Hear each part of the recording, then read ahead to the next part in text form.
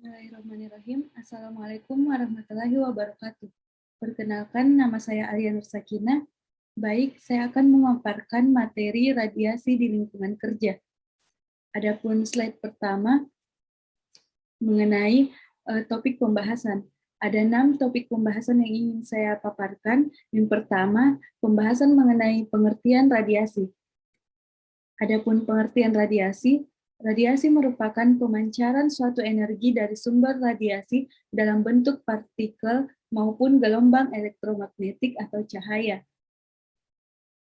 Adapun upaya dalam keselamatan kerja, radiasi telah diatur dalam Peraturan Pemerintah Nomor 33 Tahun 2007 tentang keselamatan kerja radiasi pengion dan keamanan sumber radioaktif, Surat Keputusan Kepala Bapeten Nomor 1 tentang kesehatan terhadap radiasi pengion disebut bahwa keselamatan radiasi memiliki nilai batas dosis, yaitu bagi pekerja radiasi kurang dari 50 dan bagi masyarakat umum kurang dari 5 per tahun. Kemudian materi kedua mengenai sumber radiasi. Ada 2 sumber radiasi. Yang pertama radiasi alam, di mana radiasi alam ini terdiri dari sumber radiasi kosmik, terestrial, dan sumber radiasi dari dalam tubuh manusia.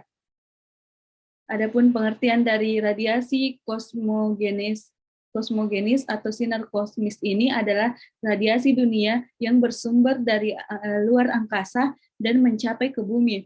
Sebelum mencapai ke bumi, radiasi ini berinteraksi dengan partikel subatomik yang berada di luar angkasa.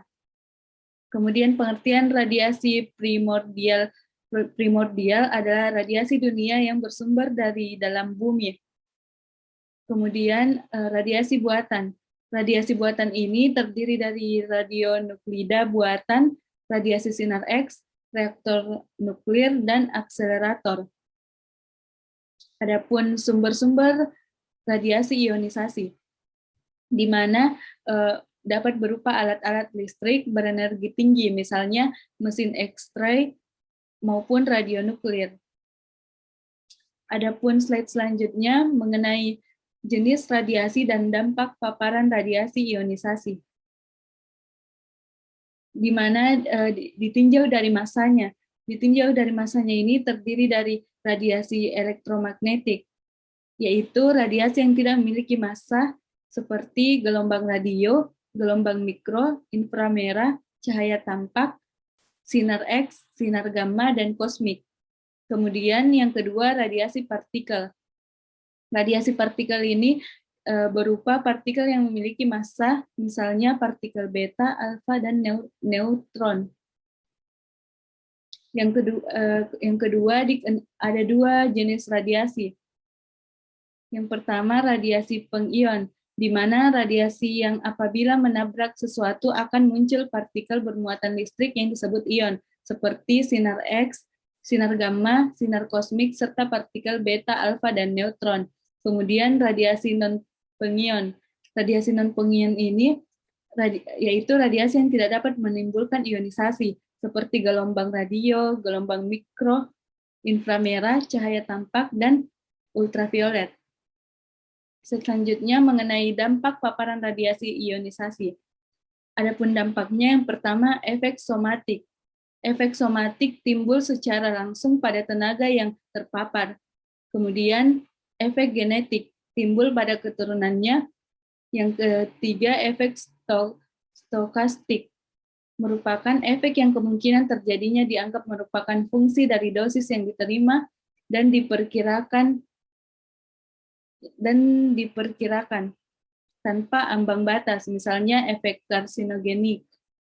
Kemudian efek non-stokastik merupakan efek yang berat ringannya sesuai dosis dan memiliki nilai ambang batas seperti penyakit katarak. Kemudian slide selanjutnya, sifat radiasi. Sifat radiasi ini tidak dapat dideteksi oleh indera manusia, sehingga untuk mengenalinya diperlukan suatu alat bantu pendeteksi. Radiasi juga dapat berinteraksi dengan materi yang dilaluinya melalui proses ionisasi, eksitasi, dan lain-lain. Kemudian, tenaga kerja yang terpapar dan pengendalian bahaya terpapar radiasi. Adapun tenaga kerja yang terpapar ini terdiri dari para penambang uranium dan pekerja pabrik pengolahannya, kemudian pekerja reaktor nuklir dan proyek energi atom, kemudian operator radiografi industri, selanjutnya petugas kesehatan khusus seperti radiologis, para pekerja pada produksi radionuklir, dan para ilmuwan yang menggunakan bahan radioaktif untuk riset. Adapun pengendalian bahayanya, yang pertama itu mempertahankan jarak yang aman antara pekerja dengan sumber, kemudian mengurangi lamanya paparan, dan membentengi sumber dengan bahan yang dapat menyerap radiasi. Adapun prinsip dasar penggunaan radiasi. Pada prinsip proteksi radiasi berdasarkan Basic Safety Standard terdiri dari 3 unsur, di mana unsur pertama yaitu unsur justifikasi. Unsur justifikasi ini adalah semua kegiatan yang melibatkan paparan radiasi hanya dilakukan jika menghasilkan nilai lebih atau memberikan manfaat yang nyata atas asas manfaat, justifikasi dari suatu rencana kegiatan atau operasi yang melibatkan paparan radiasi. Kemudian yang kedua, optimasi. Optimasi ini yaitu semua paparan harus diusahakan serendah yang layak dicapai dengan mempertimbangkan faktor ekonomi dan sosial.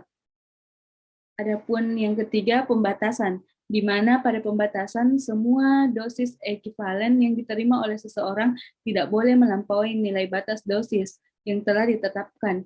Adapun pembatasan dosis ini dimaksud untuk menjamin bahwa tidak ada seorang pun terkena resiko radiasi, baik efek stokastik maupun efek deterministik akibat dari penggunaan radiasi maupun zat radioaktif dalam keadaan normal.